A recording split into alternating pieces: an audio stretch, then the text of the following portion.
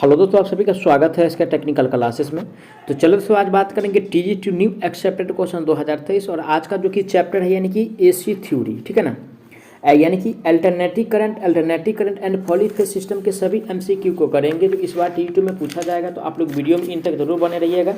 साथ ही साथ नए हैं तो चैनल को सब्सक्राइब कर दीजिए और वीडियो को जरूर शेयर कर दीजिएगा अपने दोस्तों तक। तो चलिए दोस्तों, आज का सबसे पहला प्रश्न से स्टार्ट करें। कुंडली का प्रतिरोध 15 ओम, प्रतिबाधा 25 ओम हो तो प्रेरकीय प्रतिघात क्या होगा। तो देखिए, यानी कि प्रेरकीय प्रतिघात हमको ज्ञात करना है। क्या ज्ञात करना है? यानी कि प्रेरकीय प्रतिघात, है ना। प्रेरकीय यानी कि प्रतिघात ज्ञात करना है। और प्रेरकीय प्रतिघात का जो फॉर्मूला होता है, रूट के अंदर एक्सएल माइनस एक्सी होता है। एक्सएल का वैल्यू कितना दिया है? 25 दिया हुआ है और माइनस में यानी कि एक्सी का वैल्यू जो दिया है 15 दिया हुआ है। इसका अगर स्क्वायर करते हैं तो कितना हो जाएगा? रूट के अंदर हो जाएगा यानी कि 625, 25 का स्क्वायर और माइनस 15 का स्क्वायर कितना हो जाएगा? तो यानी कि 225 हो जाएगा। माइनस कीजिएगा तो रूट के अंदर यानी कि 400 और 400 का वर्गमूल होता है यानी कि 20, ठीक है ना। ऑप्शन किस में दिया है? 20। ऑप्शन ए में कह रहा है 40, ये तो बहुत ज़्यादा हो जाएगा। 10 ओम नहीं होगा यानी कि 400 भी नहीं होगा, ठीक है ना। रूट से बाहर जो निकल के आया है 20 निकल के आया है, जो कि ऑप्शन नंबर सी में दिया है। राइट आंसर ऑप्शन सी सही हो जाएगा। आगे बढ़ेंगे नेक्स्ट क्वेश्चन पे। आज का अगला प्रश्न दिया हुआ है जयवक्रीय सप्लाई जिसका यानी कि चर मान 100 है तो RMS मान क्या होगा, ठीक है ना। RMS मान बराबर देखिए दोस्तों, यानी कि चर मान 100 दिया हुआ है, ठीक है ना। कितना दिया है? 100 दिया हुआ है और RMS मान निकालना है। और जब RMS मान निकालना है तो क्या करेंगे? यानी कि √2 से जो है इसको डिवाइड कर देंगे, है ना। क्या निकल जाएगा? RMS मान निकल जाएगा। राइट आंसर किस में दिया है? 100/√2 ऑप्शन ए में दिया हुआ है, ठीक है ना। राइट आंसर जो होगा ऑप्शन ए सही हो जाएगा। आगे बढ़ेंगे नेक्स्ट क्वेश्चन पे। आज का अगला प्रश्न दिया हुआ है दो प्रतिवर्ती मान डैश विधि से जोड़े जाते हैं। दो प्रतिवर्ती कह रहा है और दोस्तों यानी कि दो प्रतिवर्ती को जो जोड़ा जाता है सदिशीय योग से जोड़ा जाता है। किससे? सदिश योग से जोड़ा जाता है। ऑप्शन किस में दिया है? सदिश। ऑप्शन नंबर ए में कह रहा है बीजगणितीय से नहीं जोड़ा जाता है, नहीं और रैखिक से जोड़ा जाता है, नहीं ज्यामितीय से जोड़ा जाता है। इसको यानी कि सदिश के रूप सदिश विधि के द्वारा यानी कि जोड़ा जाता है। राइट आंसर जो होगा सी सही हो जाएगा। आगे बढ़ेंगे नेक्स्ट क्वेश्चन पे। आप देख सकते हैं यानी कि फिगर दिया हुआ है, कह रहा है चित्र में दर्शाए गए आरेखों से संबंधित निम्न में से कौन सा वक्तव्य सही है, ठीक है ना। यानी कि जो दिया हुआ है फिगर देख सकते हैं, यानी कि ए में भी दिया है, बी में भी दिया और सी में भी दिया है ना। और सही वाला हमको बताना है, ठीक है। ऑप्शन पढ़ेंगे। ऑप्शन ए में दिया हुआ है आरेख जो है ए AC दर्शाता है। बी में कह रहे हैं आरेख जो है बी अर्ध तरंग प्रतिशोधक DC दर्शाते हैं, तो DC तो नहीं दर्शाएगा भाई। सी में कह रहा है यानी कि DC दर्शाते हैं और डी में कह रहा है सभी आरेख जो है यानी कि AC दर्शाते हैं, तो सही है। यानी कि सभी का जो है देखिए, यानी कि इसका जो यानी कि दिशा भी चेंज हो रहा है, मान भी चेंज हो रहा है, इसका भी टाइम के साथ साथ यानी कि परिवर्तित हो रहा है। ऐसा नहीं कि स्थिर है। अगर डायरेक्ट यानी कि स्थिर रहता तो क्या होता है? यानी कि DC होता, लेकिन इसमें तो चेंज हो रहा है इसीलिए यानी कि AC होगा। सभी आरेख जो है AC को दर्शाते हैं। राइट आंसर ऑप्शन इसका डी सही हो जाएगा। चलिए आगे बढ़ते हैं। आज का अगला प्रश्न जो दिया है, कह रहा है AC को डैश द्वारा आसानी से घटाया बढ़ाया जा सकता है। यानी कि किसको कह रहा है? यानी कि AC को, है ना। और AC को दोस्तों यानी कि घटाना और बढ़ाना मेनली रूप से अगर देखा जाए अकॉर्डिंग टू ऑप्शन के हिसाब से तो ट्रांसफार्मर दिया हुआ है, ठीक है ना। ट्रांसफार्मर क्या करता है? AC को बढ़ा भी सकता है, चाहे करंट हो या वोल्टेज हो, और उसको घटा भी सकता है ना। उसके बाद जो यानी कि इन्वर्टर दिया है, तो इन्वर्टर का कार्य क्या है? यानी कि DC को AC में बदलना, ठीक है ना। और रेक्टिफायर का काम क्या है? यानी कि AC को DC में बदलना। ये सब ध्यान रखिए, क्वेश्चन पूछा जाता है। तो राइट आंसर जो होगा दोस्तों ऑप्शन नंबर इसका सी सही हो जाएगा। AC को आसानी से घटाया और बढ़ाया जा सकता है ट्रांसफार्मर के द्वारा, ठीक है। आगे बढ़ेंगे नेक्स्ट क्वेश्चन पे। आज का अगला प्रश्न दिया हुआ है शुद्ध प्रतिरोधी परिपथ का शक्ति गुणांक डैश होता है। यानी कि शुद्ध का कह रहा है ना, यानी कि प्योर का कह रहा है यानी कि शुद्ध। और शुद्ध प्रतिरोधी परिपथ का शक्ति गुणांक जो होता है दोस्तों, ये होता है आपको इकाई होता है ना, इकाई होता है, यानी कि यूनिटी होता है। क्या होता है? यूनिटी होता है। ए में कह रहा है शून्य शून्य नहीं होता है, नहीं पश्चगामी होता है, नहीं अग्रगामी होता है, इकाई होता है, यानी कि शुद्ध प्रतिरोधी परिपथ का शक्ति गुणांक। तो राइट आंसर जो होगा दोस्तों ऑप्शन इसका यानी कि डी सही हो जाएगा। आगे बढ़ेंगे नेक्स्ट क्वेश्चन पे। आज का अगला प्रश्न दिया हुआ है शुद्ध इंडक्टिव परिपथ का वो क्या था? यानी कि कैपेसिटी वाला था। देख लेते हैं फिर से इस क्वेश्चन को। देखिए, प्रतिरोधी वाला है और ये जो है यानी कि इंडक्टिव वाला है, और इसमें भी पूछ रहे हैं यानी कि शुद्ध इंडक्टिव परिपथ का शक्ति गुणांक। और शुद्ध इंडक्टिव परिपथ का जो शक्ति गुणांक होता है यानी कि शून्य होता है, यानी कि 0 होता है ना। यानी कि शुद्ध इंडक्टिव का इंडक्टिव का। वहीं पे अगर प्रतिरोधी की बात करता तो क्या कर रहता है आंसर, यानी कि यूनिटी होता है, लेकिन इंडक्टिव है इसलिए क्या होगा यहाँ पे, यानी कि शून्य होगा। तो शून्य जो दिया है ऑप्शन नंबर ए में दिया हुआ है, राइट आंसर जो होगा ऑप्शन ए सही हो जाएगा। जबकि बी में दिया है पक्षगामी, पक्षगामी नहीं होगा, नहीं अग्रगामी होगा। यूनिटी जो होगा दोस्तों ये किसका होगा, तो ये यानी कि प्रतिरोधी का होगा, है ना, प्रतिरोधी का होगा, शुद्ध प्रतिरोधी का होगा। चलिए आगे बढ़ते हैं अगला प्रश्न पे। आज का अगला प्रश्न दिया है शुद्ध कैपेसिटी परिपथ का शक्ति गुणांक। देखिए एक इंडक्टिव था, एक प्रतिरोधी था, ये जो है यानी कि कैपेसिटिव है ना, कैपे यानी कि सिटिव का कार्य, और दोस्तों यानी कि शुद्ध कैपेसिटिव का यानी कि शक्ति गुणांक जो होता है ये होता है आपको यानी कि शून्य होता है, ठीक है ना। इंडक्टिव का और यानी कि कैपेसिटिव का दोनों का शून्य होता है, लेकिन प्रतिरोधी का जो होता है इकाई होता है। ऑप्शन किस में दिया है शून्य, ऑप्शन नंबर ए में दिया हुआ है, राइट आंसर जो होगा ऑप्शन ए सही हो जाएगा। जबकि इकाई जो दिया है ये किसका होता है, तो प्रतिरोधी का होता है।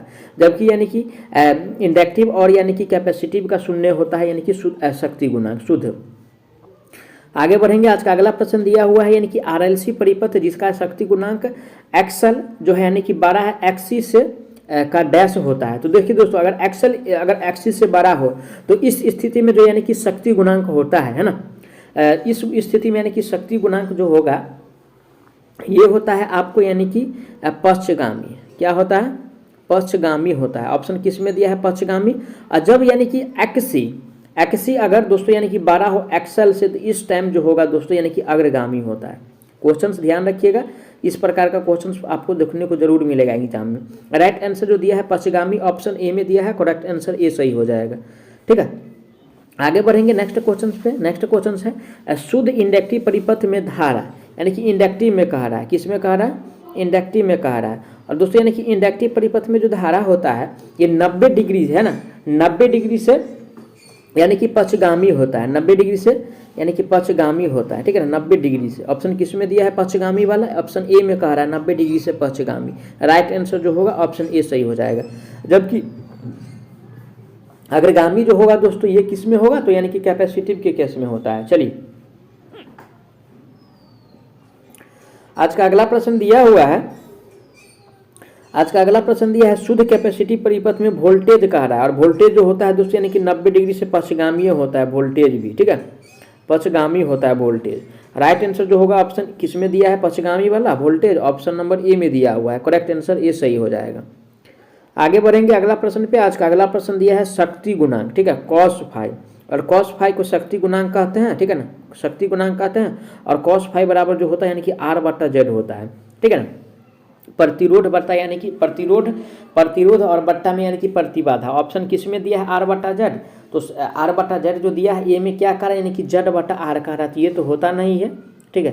राइट आंसर जो दिया है ऑप्शन बी में दिया है यानी कि Z/R, करेक्ट आंसर ऑप्शन इसका बी सही हो जाएगा।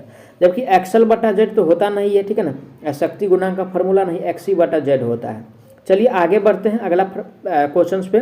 आज का अगला क्वेश्चन है निम्न में से कौन सा कथन सही है, यानी कि W या जो कथन दिया हुआ है वो कौन सा सही है वो बताना है, ठीक है ना।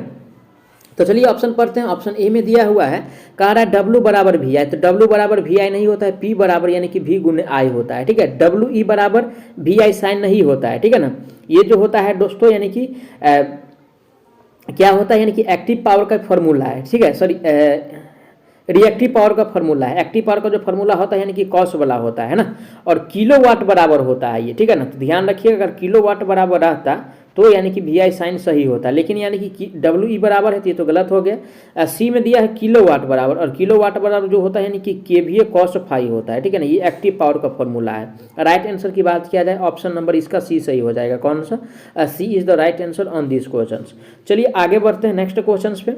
आज का अगला प्रश्न जो दिया हुआ है, कह रहा है DC परिपथ के लिए कौन सा कथन सही है, यानी कि DC के लिए। और DC परिपथ के लिए यानी कि कथन को चुनना है जो सही वाला है, ठीक है। देखिए W बराबर V है, ये तो DC के लिए एकदम सही है। जबकि B में दिया है W बराबर यानी कि VI साइन थीटा, ये तो गलत दिया हुआ है। किलोवाट बराबर की भी DC के लिए नहीं होता, AC में होता है। तो राइट आंसर जो होगा ऑप्शन इसका ए सही हो जाएगा, W बराबर VI। चलिए आगे बढ़ेंगे नेक्स्ट क्वेश्चन पे। आज का अगला प्रश्न दिया, आवृत्ति के घटने से परिपथ का इंडक्टिव प्रतिघात डैश होगा। किससे कह रहा है, यानी कि आवृत्ति के घटने से। अगर आवृत्ति घट रहा है तो यानी कि इंडक्टिव प्रतिघात यानी कि XL बराबर जो होता है यानी कि XL बराबर क्या होता है, यानी कि 1 यानी कि 2πfl होता है, ठीक है ना। और XC बराबर XL बराबर जो होता है यानी कि एक्स सी बराबर जो होता है यानी कि 2πfc होता है ना, ये सब ध्यान रखिए, क्वेश्चन पूछा जाता है। तो देखिए दोस्तों, अगर एक्सल बढ़ रहा है ना, एक्सल बढ़ रहा है तो यानी कि फ्रीक्वेंसी क्या हो जाएगा, अगर एक्सल बढ़ रहा है तो फ्रीक्वेंसी पे दोस्तों जो प्रभाव पड़ेगा ये घट जाएगा, एगो बढ़ेगा तो एगो घटेगा, जो कि ऑप्शन ए में दिया हुआ है। राइट आंसर ऑप्शन ए सही हो जाएगा। आगे बढ़ेंगे नेक्स्ट क्वेश्चन पे। आज का अगला प्रश्न दिया हुआ है, आवृत्ति के बढ़ने से परिपथ का संधारित्र प्रतिघात क्या होगा। अगर आवृत्ति बढ़ेगा तो संधारित्र प्रतिघात यानी कि एक्स सी कह रहा है। अगर ये बढ़ रहा है ना, अगर ये बढ़ रहा है, आवृत्ति के बढ़ने से परिपथ का संधारित्र प्रतिघात क्या होगा, संधारित्र प्रतिघात एक्स सी बराबर जो होता है दोस्तों फॉर्मूला होता है ना, एक एक्सल बराबर होता है, ये भी याद रखिएगा, और एक यानी कि एक्स सी बराबर जो होता है ये भी याद रखिएगा। एक्सल बराबर में जो होता है दोस्तों यानी कि एक्सल बराबर यानी कि 2πfl होता है, ठीक है ना, और एक्स सी बराबर में होता है यानी कि 1/2π यानी कि fc होता है। अगर ये क्या कह रहा है, ये कह रहा है यानी कि अगर एक्स सी बढ़े, ठीक है ना, यानी कि इसमें क्या कह रहा है, संधारित्र प्रतिघात। अगर दोस्तों यानी कि संधारित्र प्रतिघात बढ़ेगा, है ना, अगर संधारित्र प्रतिघात बढ़ेगा तो इस पे यानी कि क्या प्रभाव पड़ेगा, है ना, एक्सल पे यानी कि क्या प्रभाव पड़ेगा। तो देखिए, अगर ये बढ़ रहा है, ठीक है ना, अगर ये बढ़ रहा है तो इस पे जो प्रभाव पड़ेगा मेन रूप से अगर देखा जाए, ठीक है ना, एक्स सी बराबर पे यानी कि 1/2πfc जो होता है, तो ये क्या हो जाएगा, अगर एक्स सी बढ़ रहा है तो यानी कि एफ सी जो होगा वो घट जाएगा। तो यही ना पूछ रहा है इसमें आवृत्ति के, तो फ्रीक्वेंसी, ये फ्रीक्वेंसी जो है यानी कि बढ़ रहा है तो यानी कि एक्स सी क्या हो जाएगा, यानी कि घट जाएगा, क्योंकि यानी कि इसका इन्वर्सली प्रोपोर्शनल है। तो ऑप्शन पढ़ेंगे, धारित्रीय प्रतिघात जो होता है यानी कि क्या होता है, घटता है, जो कि ऑप्शन नंबर ए में दिया है। राइट आंसर ऑप्शन ए सही हो जाएगा, ठीक है। आगे बढ़ेंगे अगला प्रश्न पे। आज का अगला प्रश्न दिया हुआ है, कह रहा है यानी कि यदि शुद्ध इंडक्टिव परिपथ की आवृत्ति आधी हो तो परिपथ की धारा डैश होगा, है ना, परिपथ की धारा कह रहा है। तो दोस्तों यानी कि इसका जो धारा होगा, है ना, ऑप्शन ए में कह रहा है समान रहेगा, बी में कह रहा है दुगुना हो जाएगा। तो देखिए इसका यानी कि धारा जो होगा ये आपको यानी कि दुगुना हो जाएगा, दुगुना, ध्यान रखिएगा। ऑप्शन नंबर जो दिया है बी में दिया है दुगुना, करेक्ट आंसर बी सही हो जाएगा। आगे बढ़ेंगे, नेक्स्ट क्वेश्चन दिया है, परिपथ का यानी कि फाई का मान पूछ रहा है ना, फाई का मान पूछ रहा है या थीटा का मान पूछ रहा है। देखिए, और दोस्तों यानी कि इसका जो वैल्यू होगा r/z होता है, r/z यानी कि cos फाई होता है ना, फाई होता है, इसीलिए r/z जो दिया है ऑप्शन नंबर ए में दिया है। राइट आंसर ऑप्शन ए सही हो जाएगा। चलिए आगे बढ़ते हैं। आज का अगला प्रश्न दिया हुआ है, कह रहा है किसी एसी परिपथ द्वारा ली गई आभासी शक्ति 20 kVA है और रिएक्टिव शक्ति 12 kVAr है, तो परिपथ में वास्तविक शक्ति डैश है।